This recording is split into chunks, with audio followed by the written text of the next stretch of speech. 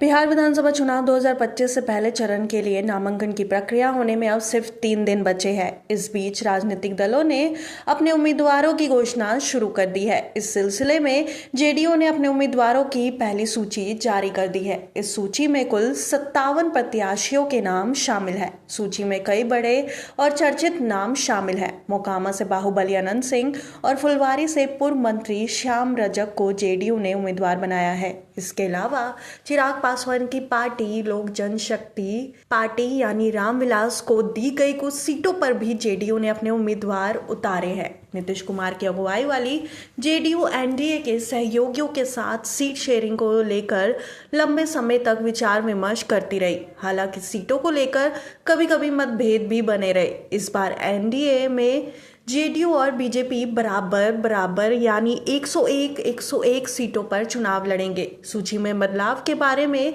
बात करें तो बारबीघा से जेडीयू के निवर्तमान विधायक सुदर्शन का टिकट काट दिया गया है। इस बार जेडीयू ने 30 सीटों पर नए उम्मीदवार उतारे हैं, जबकि 27 उम्मीदवार को फिर से मौका दिया गया है। साथ ही पार्टी ने 5 मंत्रियों को भी टिकट दिया है, जिनमें विजय चौधरी, रत्नेश सदा, मदन सहनी, श्रवण कुमार और महेश्वर हजारी शामिल है। सबसे खास बात यह है कि इस बार जेडीयू ने पहली बार 4 महिलाओं को टिकट दिया है। मधेपुरा से कविता शाह, गायघाट से कोमल सिंह, समस्तीपुर के अघमेघ देवी और विभूतिपुर से रवीना कुशवाहा जेडीयू की उम्मीदवार है। चिराग पासवान की पार्टी को मिली कुछ सीटों पर भी जेडीयू ने अपने उम्मीदवार खड़े किए हैं। सोनबरसा, गायघाट, राजगीर और एकमा सीट पर जेडीयू ने अपने प्रत्याशी उतारे हैं, जबकि ये सीटें पहले एलजेपी को दी गई थी। इस कदम से जेडीयू ने स्पष्ट कर दिया कि वे सहयोगी दलों के खिलाफ भी चुनावी रणनीति अपनाने में पीछे नहीं हटेगी।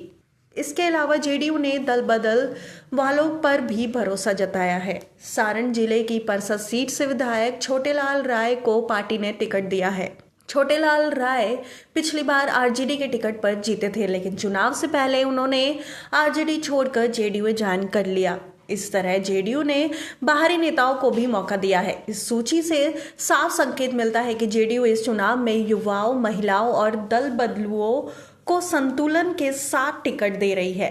पार्टी ने कोशिश की है कि सभी सामाजिक और राजनीतिक समीकरण को ध्यान में रखा जाए। साथ ही जेडीयू ने अपने पुराने और अनुभवी नेताओं के साथ नए चेहरे को भी मौका देकर एक संतुलित चुनावी रणनीति अपनाई है। जेडीयू की इस पहली सूची से ये बात का पता चलता है कि पार्टी महागठबंधन के मुकाबले अपने दम पर और एनडीए में अपनी पकड़ मजबूत करने की कोशिश कर रही है। पार्टी ने रणनीतिक दृष्टिकोण से कुछ ऐसे सीटों पर उम्मीदवार उतारे हैं जो पहले सहयोगी दलों को दी गई थी। आने वाले दिनों में जेडीयू अपने दूसरे और अंतिम उम्मीदवार सूची भी जारी कर सकती है, जिसमें और अधिक सीटों के लिए उम्मीदवारों का ऐलान किया जाएगा। बिहार चुनाव 2025 के पहले चरण में ये सूची उम्मीदवारों की मजबूती और पार्टी की रणनीति को साफ रूप से दर्शाती है। इस तरह जेडीयू ने चुनावी मैदान में पुराने नेताओं, महिलाओं, युवाओं और नए चेहरों को संतुलित मिश्रण के साथ अपनी पूरी ताकत दिखाई है। अब देखना होगा कि